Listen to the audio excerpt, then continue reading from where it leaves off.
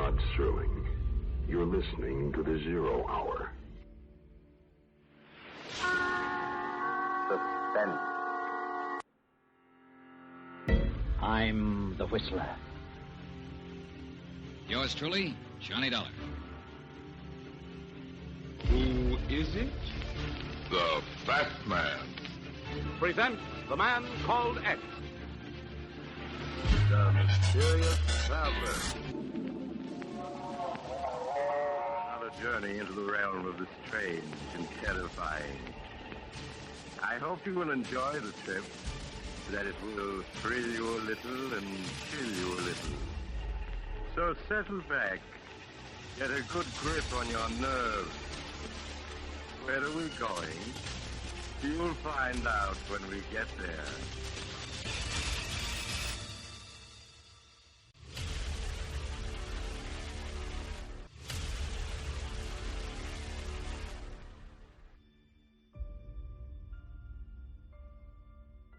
Hello everyone, and welcome to Drama and Theater, brought to you by Duane Old Time Radio. Drama and Theater features some of the best programs from the golden age of radio, including Escape, The Fat Man, Suspense, The Whistler, Zero Hour, yours truly, Johnny Dollar, and many, many more. Hello everyone out there in podcast land. This is Duane, your faithful podcast host, and I wanted to do a little bit of housekeeping. I'm sorry for this interruption in the podcast, but I want to do some housekeeping. I wanted to thank a few people who have said and done some very nice things for me, to me. I want to thank, if you've been listening to my podcast lately, you've heard me add a donation notification to the beginning. Donations are 100% optional, but if you do feel so inclined to donate a few dollars or whatever you can donate to help me continue to pay for the podcast, because I don't run any commercials, but I do have to pay for my podcast services. So if you want to help and just show your appreciation, I very much appreciate that. But I do want to thank a few people who have sent me either donations and or some very nice emails. First, I want to thank Don W. in Seattle. I don't know which podcast Don listens to or listens to all of them, but he was very nice and sent me a donation some time ago. So I apologize for the lateness in saying thanks, Don, but I do very much appreciate your help here. I definitely appreciate it, and it definitely does help. So thank you again, Don W. in Seattle. I also want to thank Mark N. I don't know where Mark lives, but Mark sent a very nice email. He didn't send a donation, which is completely fine, but he sent a very nice email, detailed email, thanking me for my comedy and funny haha podcast. He said he enjoys it very much, so I'm glad you enjoy my podcast, Mark, and I hope you continue to listen. So thank you, Mark, and I very much appreciate that. And lastly, I want to thank Mr. Khan. That's the name that he put in his donation. I see his full name, but I'm not going to say his full name, obviously. But thank you, Khan, for your donation recently. I definitely appreciate that. I don't know which podcast he prefers, but regardless of that, I do thank you for that support that you have given me. So again, thank you to everyone, Don, Mark, and Khan for your emails and your donations. So if you do feel inclined to donate, anyone else out there, I will give thanks to you on the podcast. So that you know that it was received and other people can hear your name. Again, thank you everyone. Hope you all continue to listen. I enjoy doing this. I apologize that I'm sometimes late in posting, but I do my best to keep up with it as much as I can. Back to your regularly scheduled program. Escape is a series this week, and we have 2 episodes from Escape. The first one is the 16th episode, The Country of the Blind, November 26, 1947. And then we have the 17th episode, Taboo, December 3rd, 1947.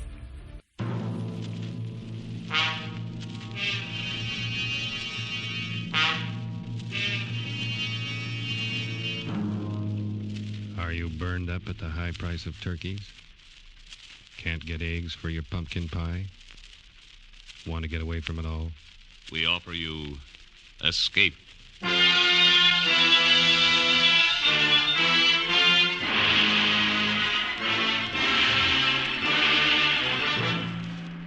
You're trapped in a remote valley of the Andes, walled in by sheer rock precipices. And surrounding you, closing in on you, is a band of blind men who want your eyes.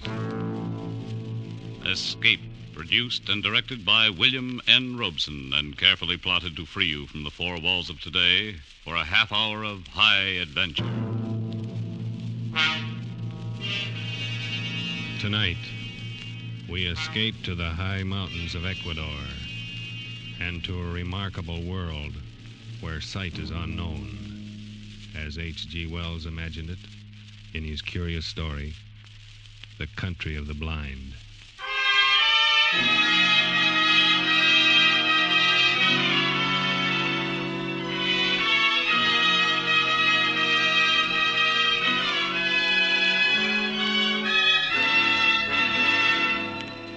My name is Ibarra.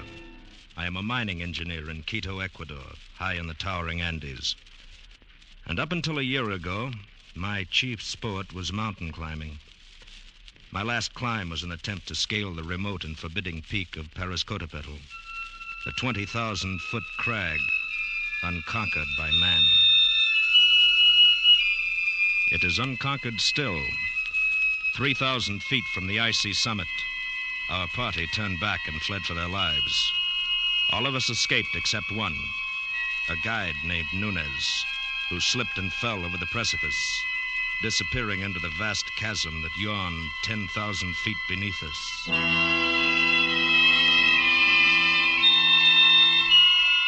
The horror of that man's fall has haunted my dreams for a year. Because of it, I have forsaken mountain climbing for the rest of my life.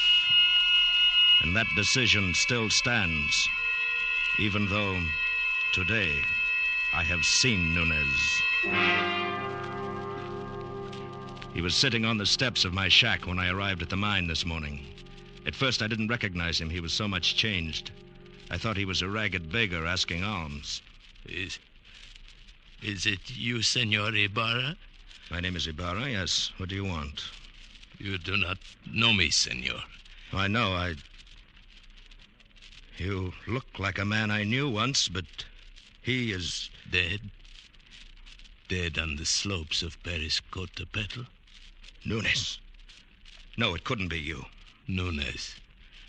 That is my name, senor. At least that is the name I remember. But you fell. I saw you fall. Yes. It's impossible that you could have lived. Perhaps the gods of the mountain had some reason to spare me. Nunez, if we'd had any idea that you were alive, but you went down thousands of feet. We couldn't even attempt to find your body. I know. I do not blame you. You could not have reached me. And if you had, I should not have welcomed you at first. But then later... What do you mean, Nunez? Senor, you will not believe what I have to tell. I can hardly believe that I'm seeing you, talking to you. But what has happened to you? You remember that night, the night I fell? Yes. We had been toiling all day, inching our way up a steep ice wall. And as darkness came, we found a narrow ledge, barely 3 feet wide. It's not very wide, but we can get our shoulder wall up, cut off some of this wind. Hell, that'll be welcome. Yes, but first we'll rest a moment. Look at that icy devil up there, glistening in the moonlight. There's another 3,000 feet of sheer ice wall to the top. Well, I can see why no one's ever made it. Think we should go on? I don't know. Nunez, what do you think? It is not my place to say, senor. I was hired to guide you to the top. I agreed. What do you really think? If I believed in the gods of the mountain, as the Indians do, I should be frightened now. Why? Because we have invaded the Forbidden Circle. This part of the Andes is unmapped, and Unknown, senor. And therefore shrouded in superstition, eh? It is an easy thing to believe strange things in this white loneliness. Some of the legends are really fascinating. I've heard of one, something about a hidden valley called the Country of the Blind. Yes. It is supposed to be somewhere down there below us. A fertile valley which was settled many centuries ago, and then cut off by the great landslide of Arauca. But why the Country of the Blind? Well, even before it was isolated, the people developed a strange illness. All of them slowly went blind. After that, their children were born blind. And the legend is that the valley was the home of the mountain gods. It was too beautiful for human eyes. It's odd. Well, it's all nonsense. Yes, of course. Would be pleasant to find it, though. You know the old proverb, in the country of the blind, the one-eyed man is king? I doubt that we could ever find it. I even doubt if it exists. Of course not. I was only joking. Yes. Well, now if you're arrested, we'll make the shelter wall. Right. I'll give you a hand in a minute. Believe me, for 2 pesos, I'd give up this climb. I never realized Senors, I'm slipping! Hang on! Nunes!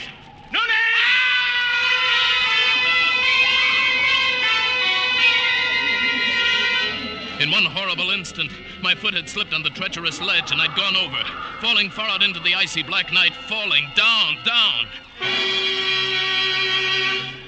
I fell perhaps 1,000 feet. Then I felt a heavy stinging impact of snow. I'd fallen on an almost perpendicular snow slope, and now I was sliding down, tumbling over and over. And then suddenly I realized that my own motion had almost stopped, and it was the snow that was moving. I was riding an avalanche. At almost the same moment, I went over the second precipice. It was higher than the first, much higher, perhaps 4,000 feet. I fell with the snow for what seemed minutes, every second expecting the terrible final impact. But the impact never came. Miracle of miracles, that sheer wall blended almost imperceptibly into another steep snow slope. And again I was sliding. Gradually, as the arc of the slope curved away, I felt myself slow down.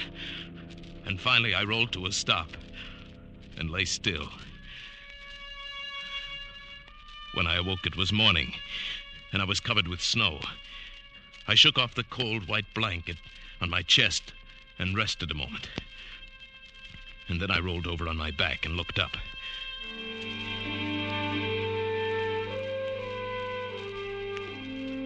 My heart almost stopped as I saw from where I'd fallen. Why, the mountain towered 10,000 feet above me. Then carefully I felt of myself. My clothes were torn. I was bruised and bleeding. I ached in every muscle, but I had not a single broken bone. I lay there and offered up a prayer to the gods of the mountain.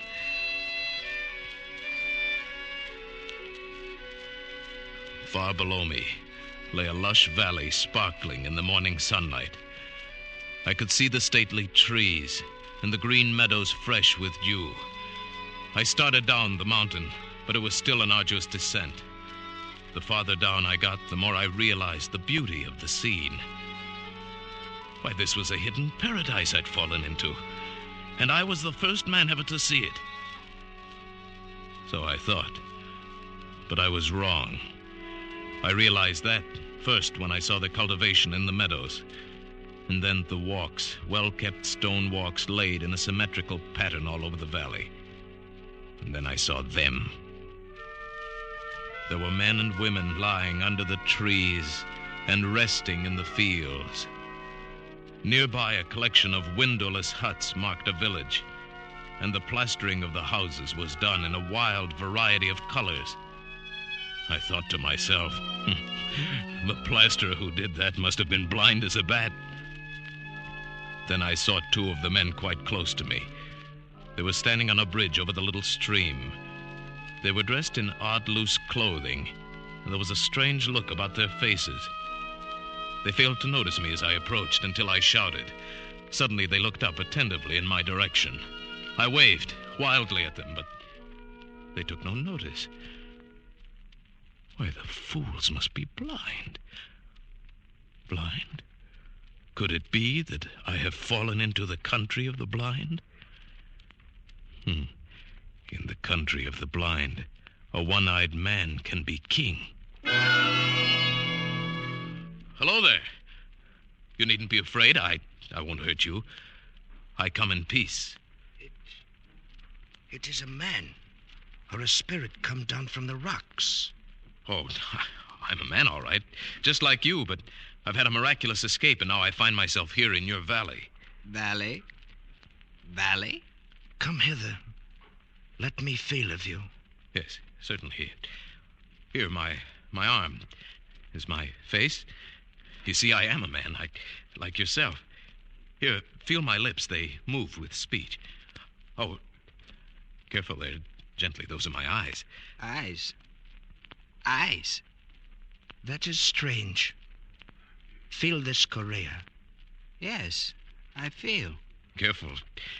Feel the eyelids flutter? He is but imperfectly formed. Some strange bulge there. Unseemly. No.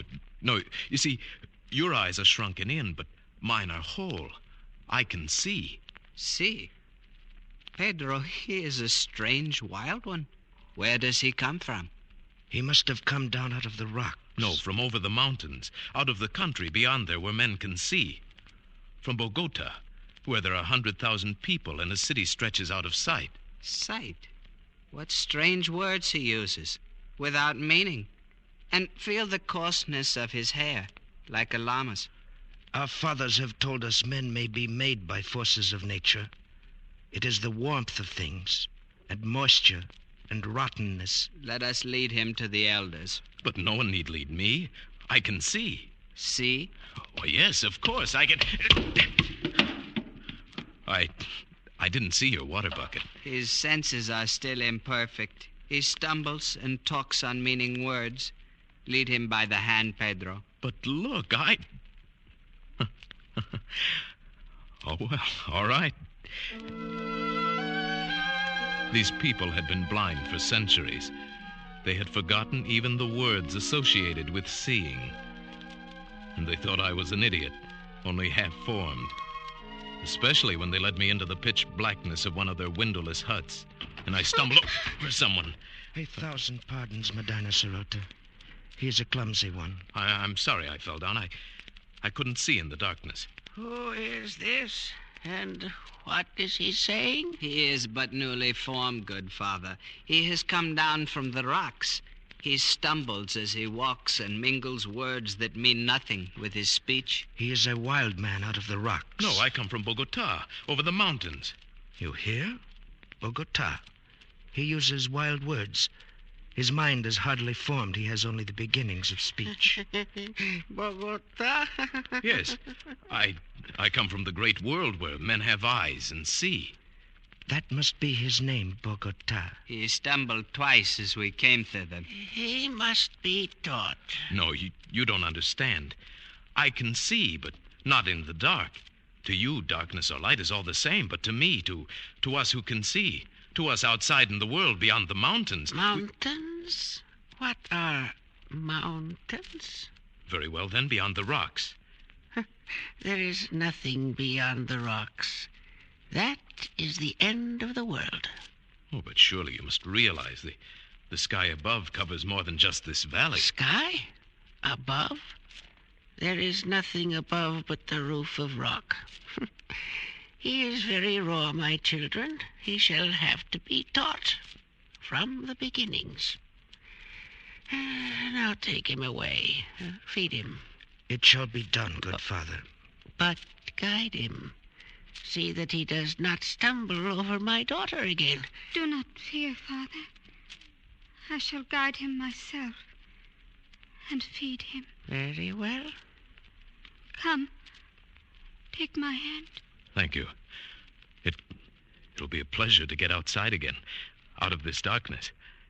Come this way. Yes.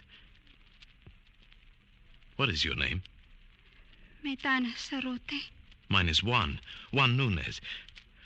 Oh, sunlight. Oh, this is better. And now I may look at you. Why, you're beautiful. I cannot tell you what a wonderful thing you are to see. Please, you must be careful. Why? If you do not learn quickly and cease speaking such strange words, they may not be so kind to you. They might be angry. They might even destroy you.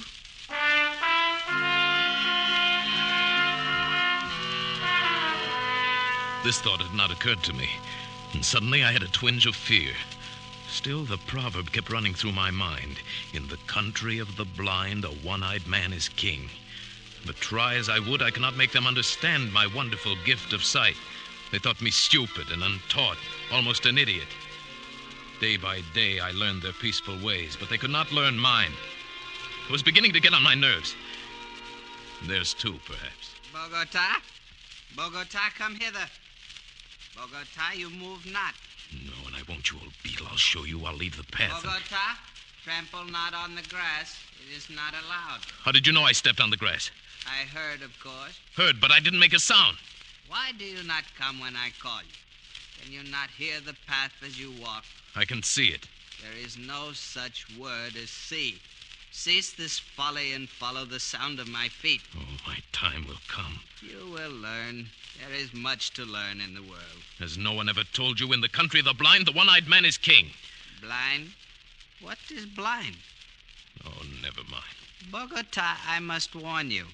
Just keep quiet and learn. And stop this nonsense about seeing. Nonsense, is it?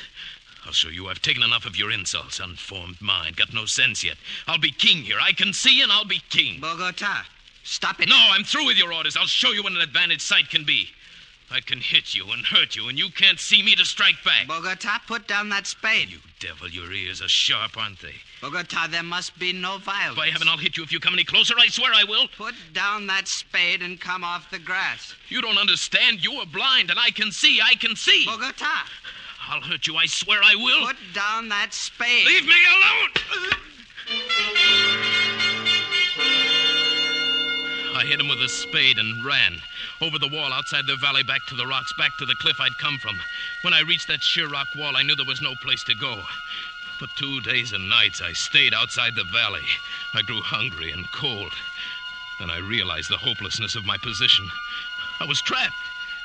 I must spend the rest of my life here. There was no way out. So I went back. I confess, O chief of the elders, I was mad. I admit I was only newly made. That is better. And do you still think you can see? No. That was folly. The words mean nothing, less than nothing. And what is overhead? Rock. There's a roof above the world, a roof of rock and very smooth. Very well.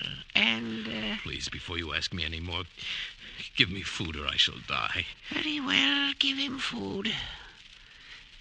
Medina Sarate. Yes, Father. And after that, we must put him to the most menial tasks in the village. Guard him well.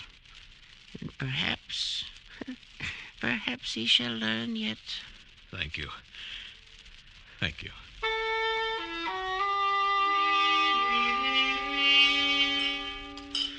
Oh, that is better. You are kind, Medina Sarote. Very kind. I am glad you came back. You are? If they were all like you, I should never have run away. What was that word you said I was? Beautiful. You are. Well, even your eyes, they're not shrunken depressions like the others. It means something nice, beautiful? Something very nice, Medina Sarote. Tell me, why is it you have no husband? I have a disfigurement. These long hairs. Oh, your eyelashes? Oh, but they're beautiful. They are considered a disfigurement. You're the most lovely girl in the valley. But they wouldn't know, would they? You have no lover? No. Medina Sarote, what do you think of me? Do you think of me as an idiot like all the rest do? Oh, no. No, you have much to learn, but you will learn it, I'm sure. And you are kind and gentle, and your voice is soft. You speak words that are soft and warm. No one has ever spoken such words to me. Then I shall speak them often, Medina Cerote. You are the only one in this valley, in this whole world I care for.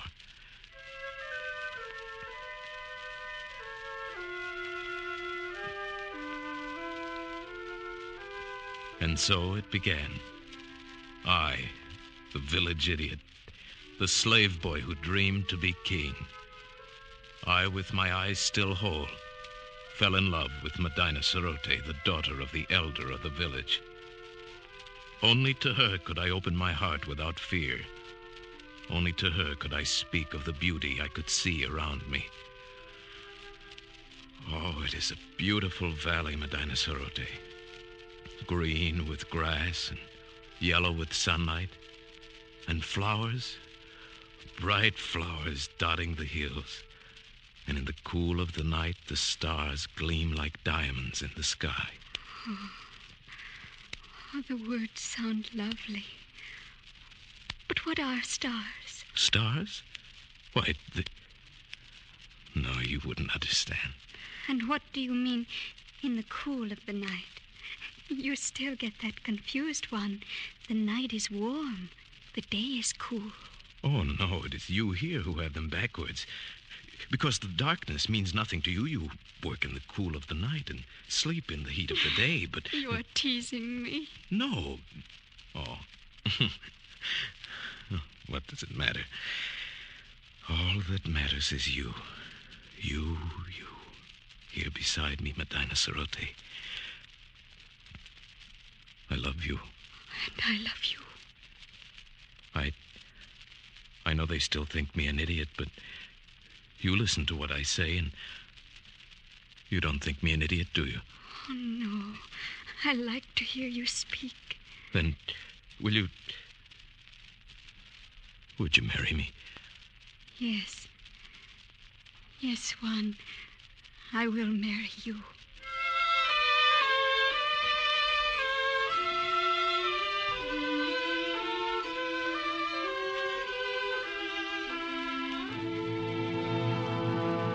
No, I will not have it. But, Father... He is an idiot.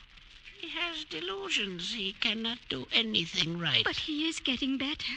He's better than he was. And he is strong and kind. Stronger and kinder than anyone in the world. And he loves me. And I love him. No, I will not have it. Great sire, if you please. What is it, good doctor?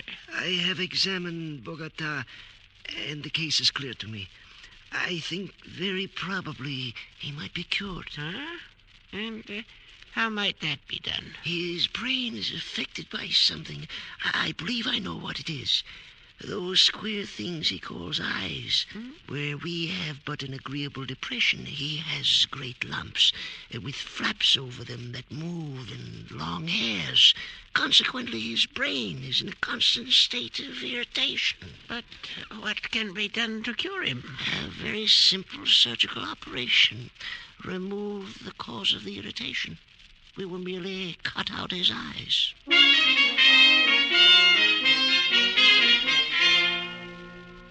But, Juan, they say it will make you well. It will make you look like us. But you don't understand, Medina Cerote. My world is sight.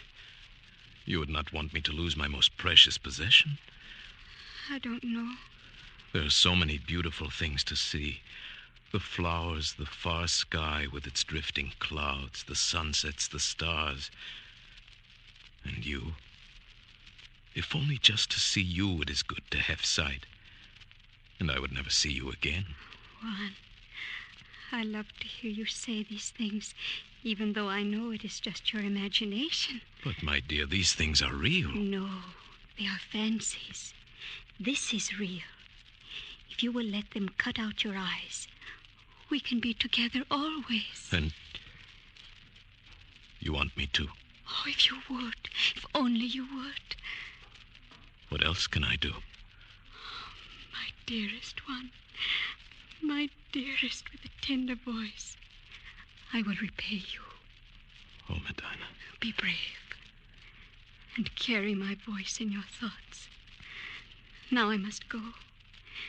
And tomorrow... Yes. Tomorrow will be forever. Goodbye. Goodbye, Medina.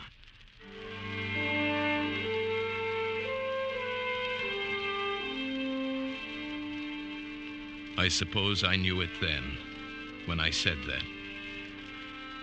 I only meant to go up on the rocks and look out over the valley, to spend my last days feasting my eyes, my precious eyes, on the wonderful, beautiful world of light and color.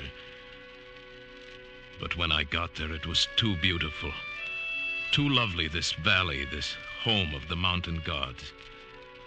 Beautiful and forbidden. I drank it in.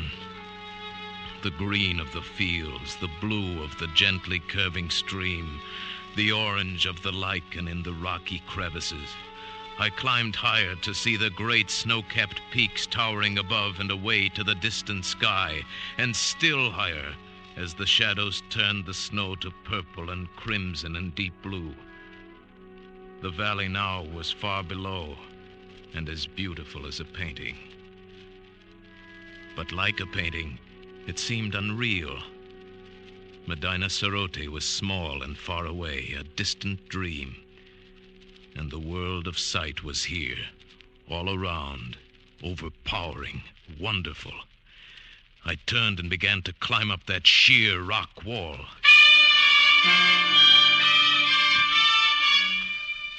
How many months it took me to make my way out over those mountains, over glaciers and snowfields and sheer precipices, I cannot guess. How I lived through the cold and hunger of it, I cannot tell you. But I'm here at last, back from the country of the blind. Good heavens, man. What an experience. Yes. Terrible and wonderful. But you aren't sorry you came back? Sorry?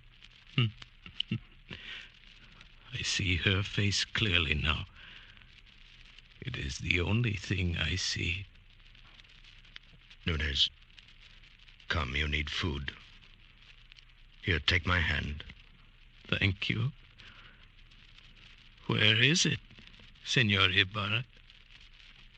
Nunez. Yes. The gods of the mountain have had their revenge. Those months of crawling over the snow and ice, with the sun glaring down. Yes. I am blind.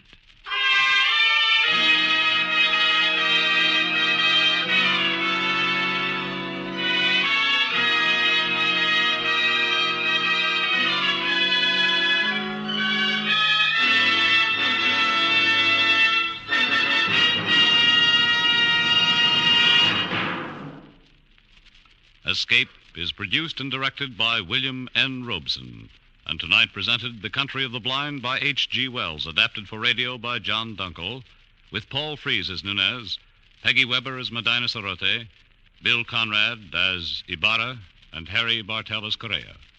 The special musical score was conceived and conducted by Cy Fewer. Next week, when you're tired from a hard day at the office, or your back aches from bending over a hot stove, next week at the same time, when you want to get away from it all, we offer you Escape. This is CBS, the Columbia Broadcasting System.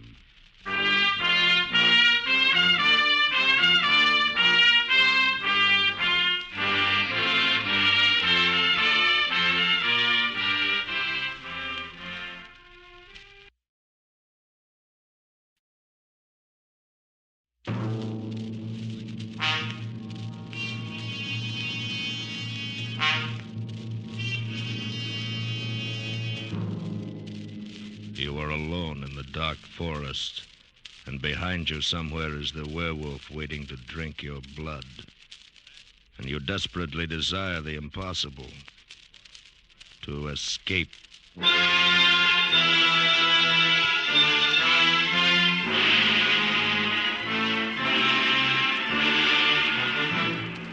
Escape, produced and directed by William N. Robeson, and carefully plotted to free you from the four walls of today for a half hour of high adventure.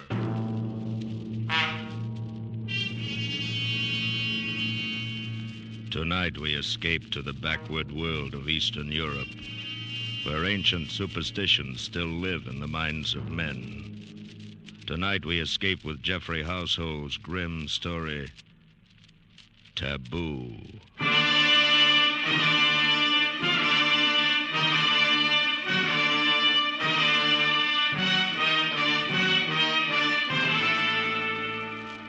Among semi-civilized peoples, there has always been widespread belief in werewolves, those fantastic creatures supposedly able to turn from man or woman into wolf and back again at will. This belief is still widespread among the simple folk of eastern Hungary, in the district around Zweibergen, high in the gloomy Carpathian Mountains, and I must admit not without some reason. Before the late war, I often spent my vacations in that area, drawn to the dark loneliness by the pull of my Slavic blood. It was the same with her, perhaps, and our kindred ancestry no doubt drew us together. Her name was Kira Vaughan, and she was there with her husband, a pleasant young Englishman. They were obviously much in love, and I felt almost like an intruder when I found myself the only other vacationer in the village. However, they made me welcome and invited me to dinner. It was an excellent dinner. Won't you have some more strawberries, Mr. Shirabiev? Huh? Thank you, no, Mrs. Vaughan. I've eaten far too much already. I cannot say when I've had so excellent a dinner. Thank you.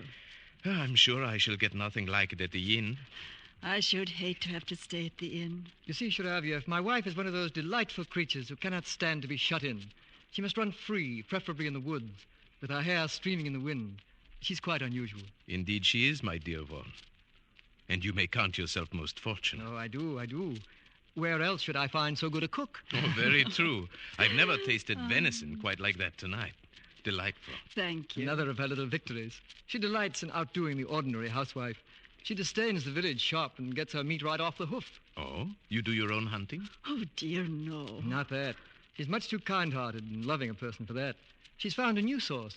The district game warden brings fresh venison to our door. Oh, it's not he, but his son. True, the game warden's slightly moronic son, who is, I'm sure, in love with her. Oh, that's ridiculous. Oh, not so. It's quite understandable.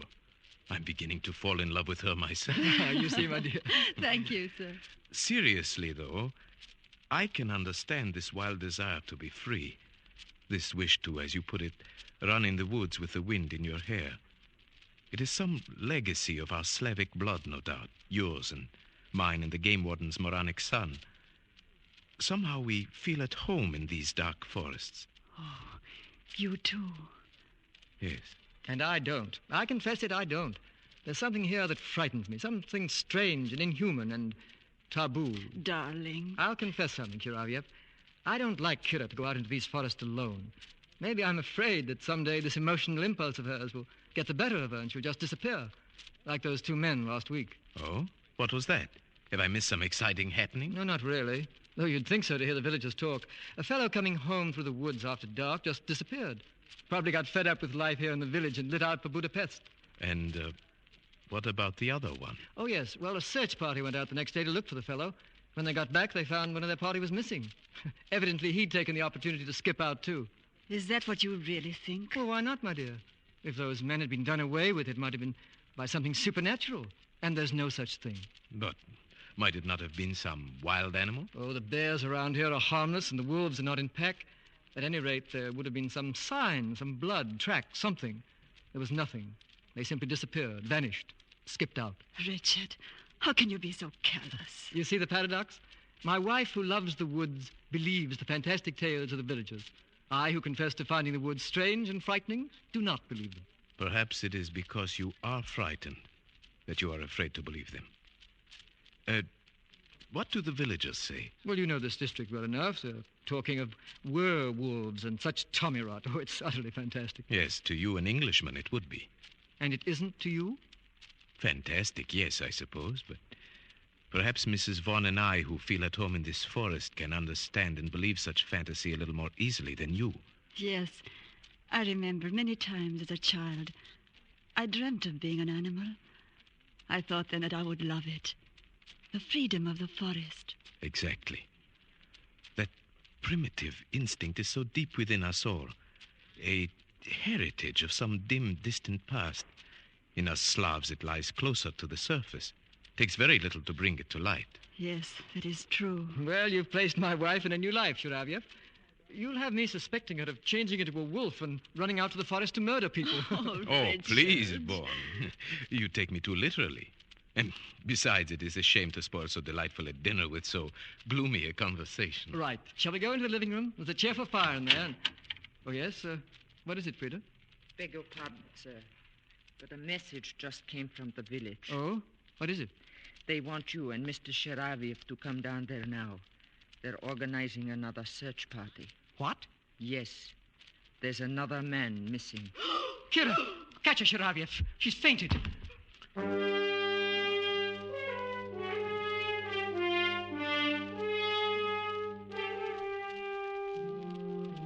It was only then I realized that these people were under a terrible tension. I was to learn very quickly that the whole village shared it. Every able-bodied man in the district was at the inn when we arrived. The magistrate explained the situation. The grocer. He went into the forest late this afternoon hoping to bag a blackcock for his supper. A little after dusk, a solitary shot was heard. That was 3 hours ago, and he has not returned. But only 3 hours? Isn't there a chance that he might still return? A chance, perhaps, but the other two did not. It will do no harm to search for him. We may still be in time to save his life.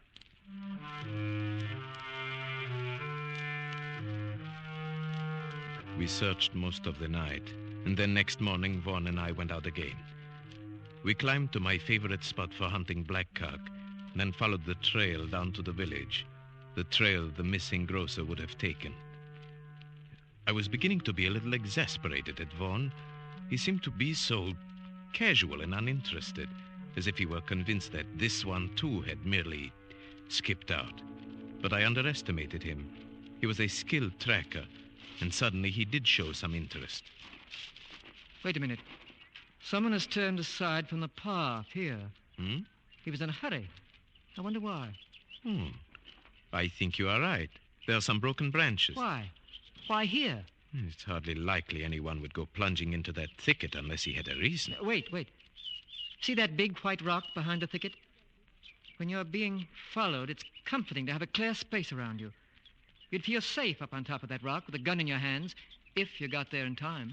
You may be right. Let's go up. Righto. We forced our way through the underbrush to the rock. It was 30 feet high on the downslope side, and a hot spring at the foot of it bubbled out of a cavity scarcely 2 feet wide. We made our way up to the slope, around it, and came out on top.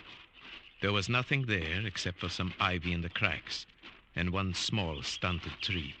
Aha! Look at that. Where? The tree. The entire base has been shattered by a charge at close quarters. Perhaps that was the shot that was heard. You're right, it must be. They say there is always a tree between you and it. What do you mean, it? The werewolf.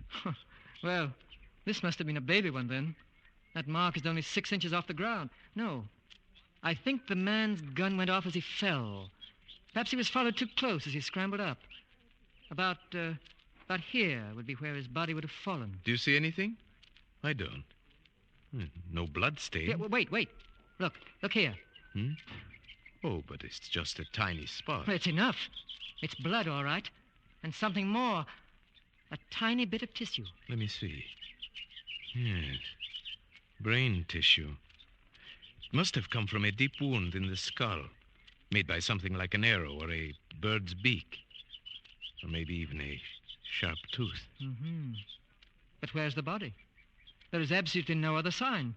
No evidence of its being dragged off anywhere. No, I can't see any either. It's very strange. But at least we know one thing, Vaughn. This man did not just skip out. This man was dead or dying.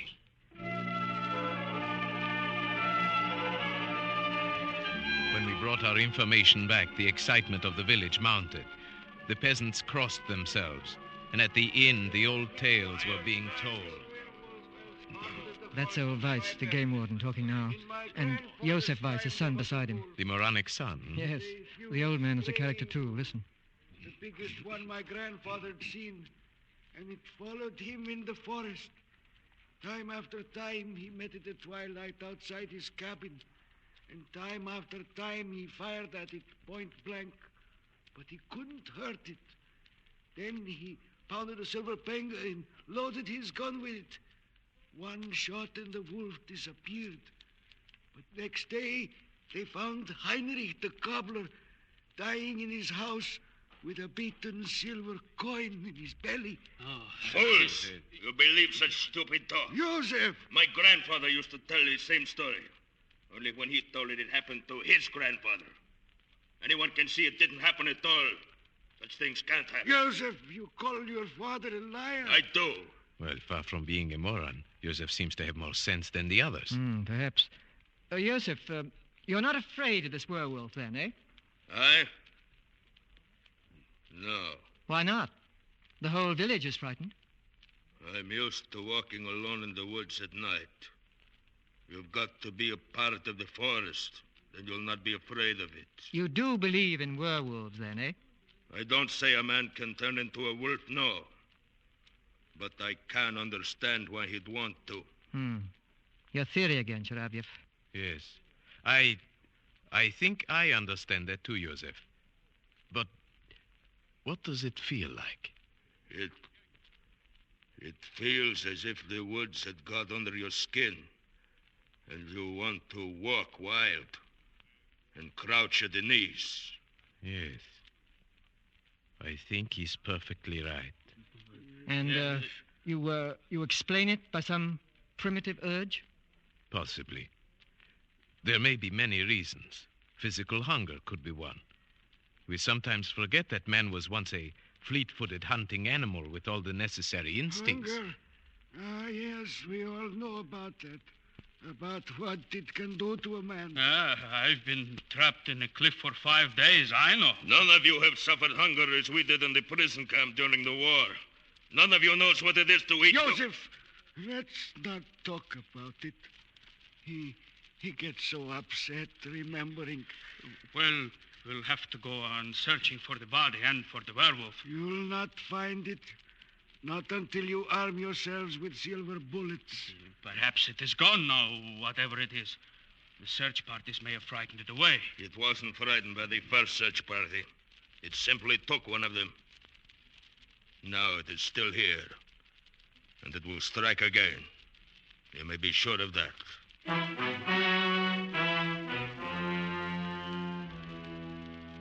The whole village believed that Josef Weiss was right. They traveled in the woods by twos now. No one went alone. For a week, village life was disrupted. The men beat the forest. The women tried to comfort each other. Kira wore herself out trying to be useful. The village women could not help loving her. But there was something else. Something strange. One day I spoke to Frida, the maid, about it. Yes, she is a strange one, Mr. Sharibiev.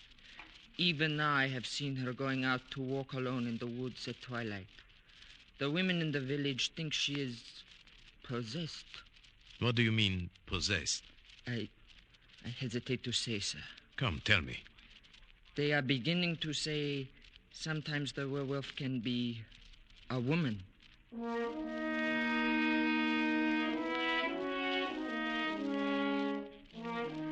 At first, the suggestion seemed so ridiculous to me that I hesitated to speak of it. But then I decided to tell Vaughan before this rumor could reach Kira herself. He was naturally much upset. That settles it, Sharavyev. We've got to do something. Something, yes, but what? There's only one thing we can do. Track down this supposed werewolf. But that's what we've been trying to do for a week. How can we It's really very simple. We'll offer him bait. Bait? Who will be this bait? You and I, Sharavyev. If you're game. Why, yes, of course I'm game. Good. But how? Are you going to tie me to a tree and watch out with a gun? That's about right. Only we needn't tie you up. And since it was my idea, you can have first turn with the gun. Are you a good shot? Right. This is no time for false modesty. Yes, I'm a good shot. Very well. It'll be night, and we'll have to shoot with only the moonlight. Where do we go? To the rock? Exactly. And the sooner the better. Tonight? Tonight. And say nothing, absolutely nothing, to anybody. Especially to Kira. I understand. This is between us. Either we win, or we simply disappear.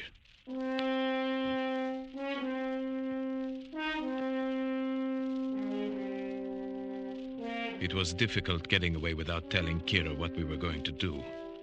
She seemed to sense that something was wrong, and she sat staring after us with strange, angry eyes.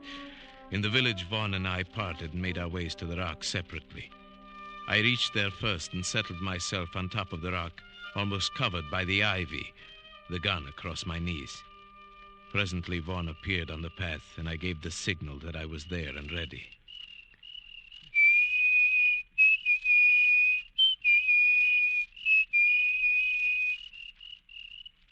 The trap was set. In the eerie stillness of the dark forest, we waited. Vaughn paced slowly on the path. I kept the gun sight trained a yard in back of him as he walked. Minutes passed in silence. Hours went by. Nothing happened. It was almost midnight, the end of our vigil. Vaughn waved his hand and started off down the trail. He would go fast in case he was followed, taking a shortcut down an old timber slide. He'd be in the village in 10 minutes. I was to follow presently. Then suddenly I got an intense feeling of dread. I was alone on the rock. My spine tingled, and then I heard a quick rustle in the ivy behind me. Something brushed my face. It was only a bird. A night bird had lit in the ivy and now swooshed past me and flew away. My nerves were still tingling when I got back to the village.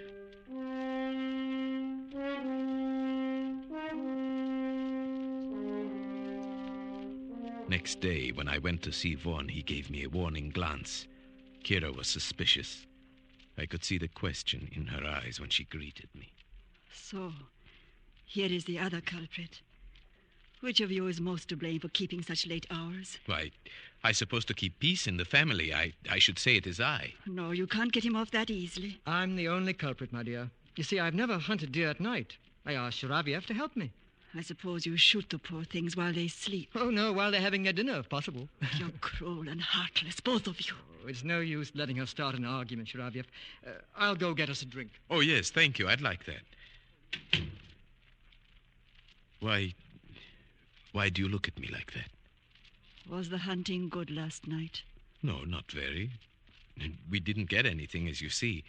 I'm afraid you'll still have to depend upon Josef for your venison. Where did you hunt? Why, simply in the forest. Nowhere in particular. You're not telling me the truth, are you? My dear, I don't know what you're thinking, but I assure you... Oh, never mind. I suppose it is best I don't know. But take care of him, please. Of course I will. If anything should happen to him... But what could happen? You know. You understand these things.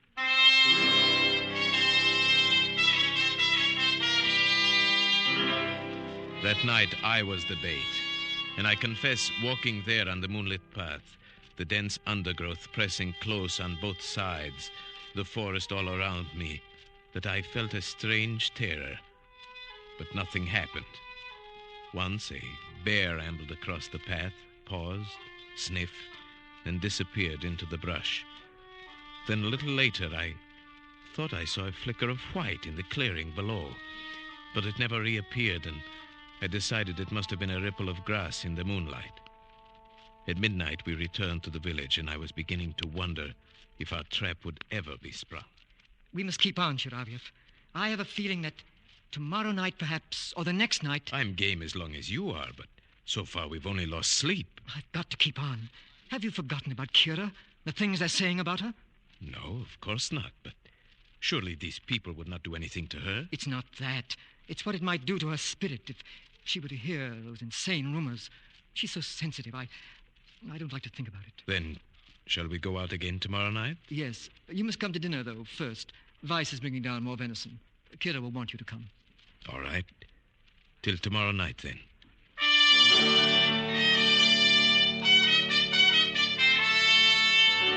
After dinner, we went out for our third night on the rock. Vaughn was the bait tonight, and I the watcher. The forest was alive with sound. A deer coughed. The bear came ambling back, as woolly and harmless as a dog. I was watching him when suddenly he paused and sniffed the air, then disappeared into the trees. The animal sounds quieted one by one, and a tense stillness fell over the forest. My hand tightened on the gun, and suddenly I saw it. That flicker of white moving fast through the trees. It was coming up the path toward Vaughn, a soft, bulky white blur, coming surprisingly fast. Vaughn's back was turned. He did not see it. My finger tightened on the trigger. It was only a few yards away when he turned. Kira! I started to press the trigger. No, Sheriff, no! Richard! Kira, what are you doing here? Oh, darling, I was looking for you. I looked last night, too. Oh, Richard. Kira, you shouldn't have. It was foolish, terribly foolish. Richard, there was something after me, I know it. That's why I was running. Kira, you shouldn't be out here alone. But what about you? Where's Chiraviev? He's up there on the rock, covering me with his rifle. I'm perfectly safe. I'll show you. I'll hold out my handkerchief like this. Now, Chiraviev, put a hole in that.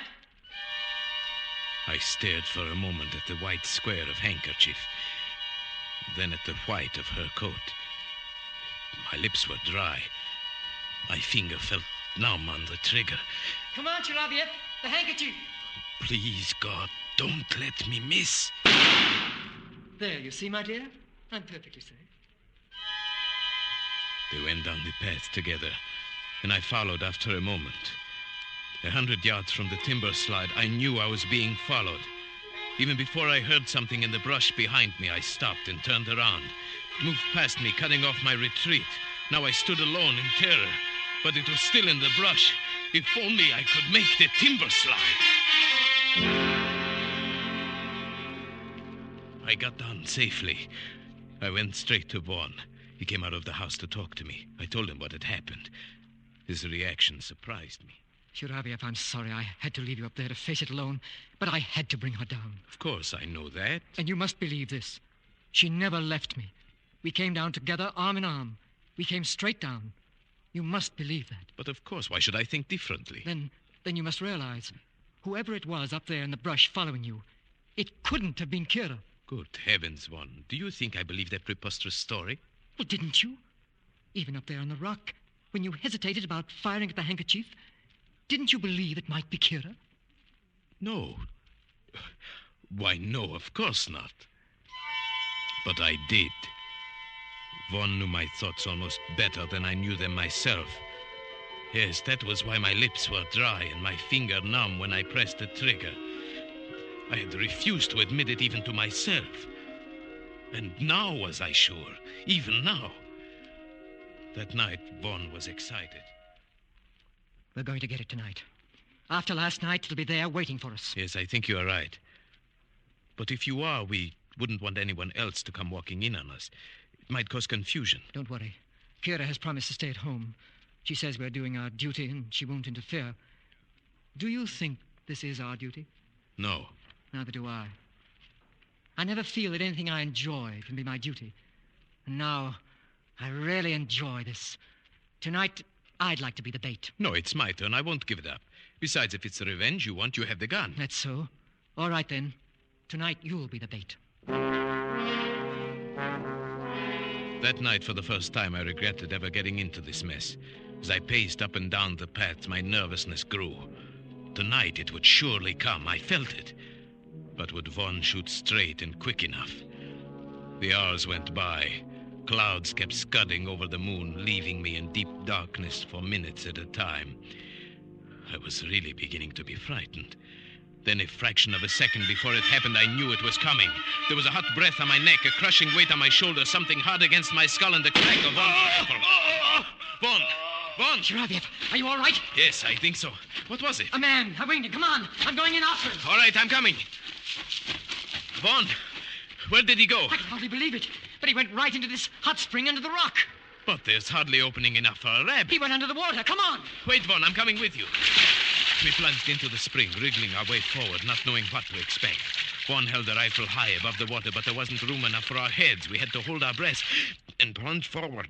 Luckily, it was only a few feet. I emerged and took a breath.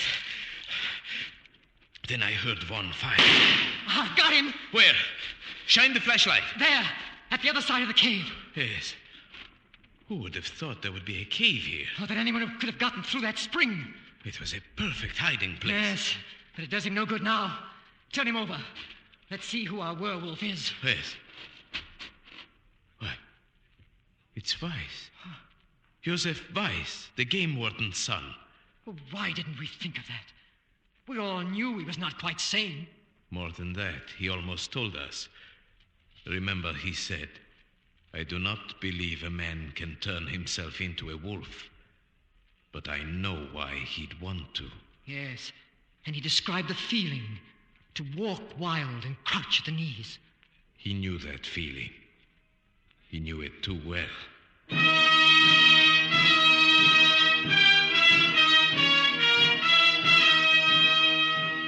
Beside Joseph Weiss, we found a murder weapon. It was a patented animal killer, a heavy iron muzzle that gripped the scalp, a heavy spike that was released by a spring. His hiding place was even more perfect than we had supposed. When the magistrate investigated, he found a passage from that cave which led underground for more than a mile, and finally to the game warden's house, where a ladder led into his cellar. Undoubtedly, Weiss found that dry underground river one day and realized he could use it. Perhaps that is what caused his mind to snap. Yes, it released a long pent-up spring in him, like that weapon he used. He saw that he could run in the woods like an animal, disappearing and reappearing with perfect safety. It even offered a place to bury his victims without a trace. And so your theory proved correct, that there's a murderous, primitive instinct lurking in some people. Yes. Well, it's all explained excepting what he did with the bodies. It would serve no useful purpose to speculate on that now. Yes, I suppose you're right. Kira, you haven't said anything. Why did you have to shoot him? Kira, he was a murderer. He tried to murder Shiravyev. Is it murder when a wolf kills? A dumb animal? Frightened of intruders? Kira! You understand what I mean, don't you, Shiravyev? You understood that night when you shot the handkerchief, just as I have. It might have happened to any of us, you see. Kira, what do you mean? Take me away from here, Richard. Just take me away quickly.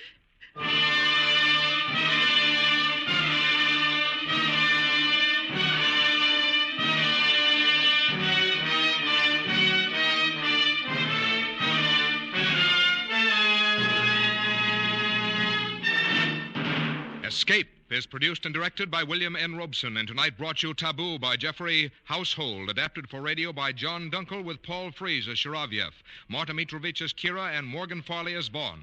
The special musical score was conceived and conducted by Cy Fure. Next week... You were standing on a bridge over Owl Creek with a noose around your neck. You have only a few seconds left to live.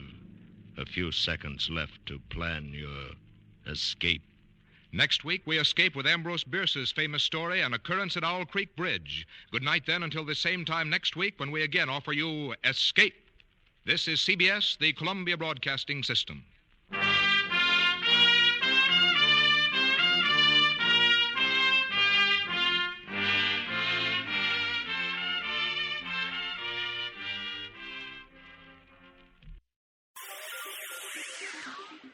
Thank you for listening to and showing your support for my podcast.